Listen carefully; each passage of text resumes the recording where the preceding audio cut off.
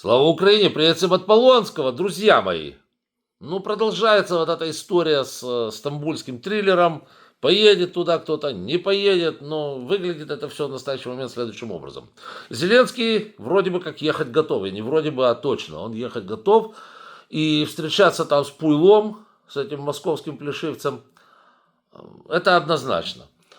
Э, Трамп Трамп вчера улетел в Саудовскую Аравию, уже прибыл, уже начал там переговоры с наследным принцем. Интересно, что ну, тут это многогранные переговоры. У Саудовской Аравии есть море денег, просто море и еще чайная ложка.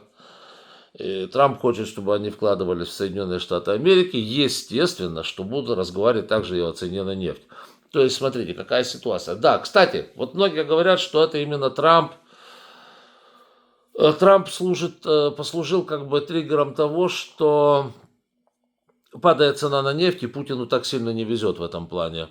Ну, триггером может быть, то есть он как бы послужил спусковым крючком. Но в общем и целом это не искусственное понижение цены на нефть, допустим, каким-то президентом или каким-то принцем из Саудовской Аравии. Нет.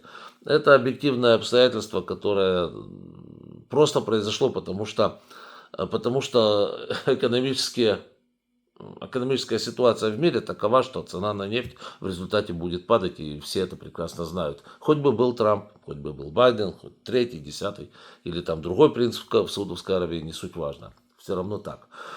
Там ситуация такова, это просто в двух словах отвлечение, что, во-первых, в мире есть перепроизводство нефти, и это самая главная причина. И второй момент это то, что страны-члены ОПЕК, точнее ОПЕК плюс уже, некоторые страны, скажем так, Ирак, Казахстан и так далее по списку, не собирались и не собираются исполнять решение ОПЕК о сокращении добычи нефти. То есть Саудовской Аравии тупо надоело, что они как бы единственные лохи, которые действительно придерживаются вот этих вот всех ограничений, самоограничений, да, вот. А остальные лупят столько, сколько могут, тот же самый Ирак.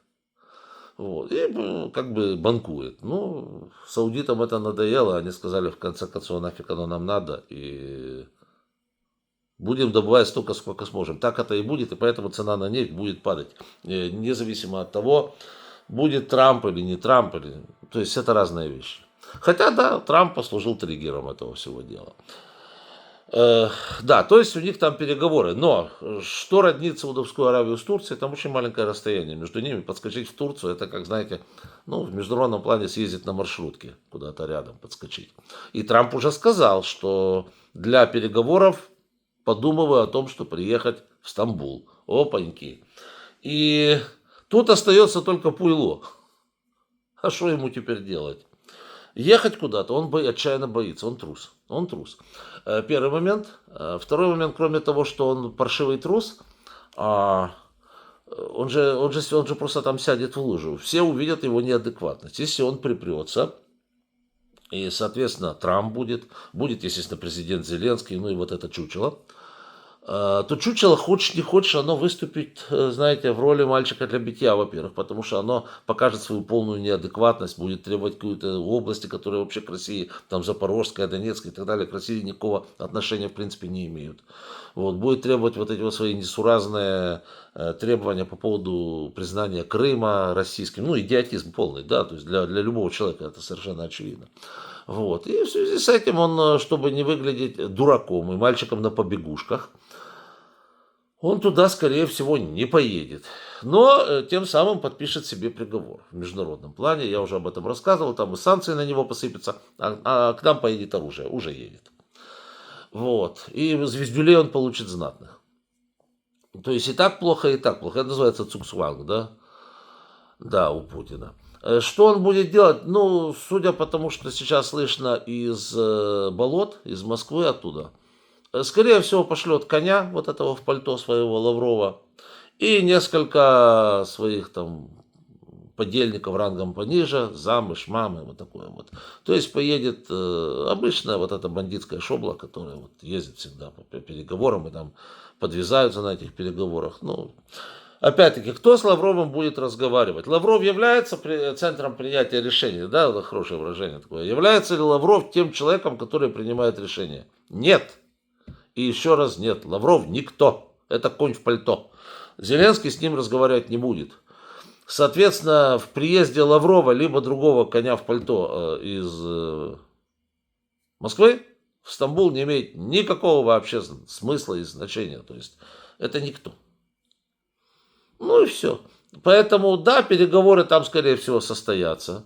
Зеленский даже туда, скорее всего, слетает. Может быть, будут у него переговоры с президентом Эрдоганом. Вот. Путин будет трястись от ужаса и сидеть у себя там в бункере, как обычно, где он прячется, как обычно всегда, выпуская периодически какого-то двойника на свет, знаете, чтобы он там профигурировал и быстренько опять шмыгнул куда-то, чтобы его никто не видел. Вот, собственно, и все. Вот все, что произойдет. Скорее всего. То есть я не ожидаю, что он пойдет туда. А чем это все закончится? Закончится новыми санкциями, причем очень конкретными на этот раз. Потому что, понимаете, уже Трампу пора. Проблема в чем? Проблема в том, что Трамп уже столько раз говорил, что вот мы выйдем из переговора, а вот тогда уже, да, он столько раз это говорил, что его уже действительно скоро начнут воспринимать как агента Краснова, что он говорит в отношении Путина и ничего не делает. Поэтому не в его интересах сейчас уже не вводить санкции в отношении незаконного московского режима наркоманов и нацистов. Вот, собственно, и все. Так что думаю, что будут очень большие санкции. Будет перекрыта нефть рашистам. То есть имеется в виду прежде всего Балтийское море. Там уже речь идет, уже готов 17-й пакет санкций от Евросоюза. Заметьте, Фицо и Орбан молчат, как тюцки молчат. Видите, что нет никакого сопротивления. Вы слышали, что они сказали, так гордо выступили и сказали, мы тут твою сиську, значит, не даем ввести санкции против нашего Путлера любимого, которого мы с утра целуем в попу и с вечера целуем в попу, а тут против, значит, нашего хозяина санкций. Молчат, молчат как рыба. Проголосуют как миленькие. Потому что, почему? Потому что в Германии новый канцлер, новые подходы. То, значит, был канцлер левый, этот правый. Он, кстати, уже и миграцию там ограничивал, там уже на границе Германии сейчас вот этих вот незаконных шлепперов разворачивают полным ходом под сраку вот такой пендель и назад возвращается в свой этот вот Пакистан. Да, то есть там сейчас начинаются другие дела. Мне нравится, мэр с первые шаги мне очень нравятся. Вот, и, соответственно, с Орбаном и с Фицо, поскольку и тот сидят на подсосе у ЕС, а самый главный спонсор ЕС это кто? Это, конечно же, Германия, да? Разговор с ними будет короткий. Будешь лапу сосать, как медведь в берлоге. Больше денег не будет, и все. И эти оба мальчишечки моментально заткнулись, моментально, видите как. Молчат. Да, 17-й пакет санкций я рассказываю, там он будет касаться в том числе, не только, но в том числе танкеров. Танкеров российского теневого флота. И там мало того, что они попадут под санкции, но им, судя по слухам, которые несутся сейчас из Европы, им запретят проход по Балтийскому морю, по Северному морю, то есть это гаплык. Ну и действительно, это давно требовалось сделать. Почему? Потому что, смотрите, вот эти танкеры ходят, у них нет хозяина. Вот ты начинаешь рыться по любому из этих судов. Нет хозяина, нет страховки, нет вообще ни хрена. Кораблю лет 20, может больше. Он может в любой момент просто переломиться пополам, у меня там 100 тысяч тонн рашистской нефти на борту, и захлюпать все побережье Дании, например. И кто будет отвечать, а никто, никому не принадлежит. Железяка, которая ничья, которая плывет по морю. Все. Давно это пора было сделать, надеюсь, что это будет сделано. И Путин знает, что это будет сделано. Вот.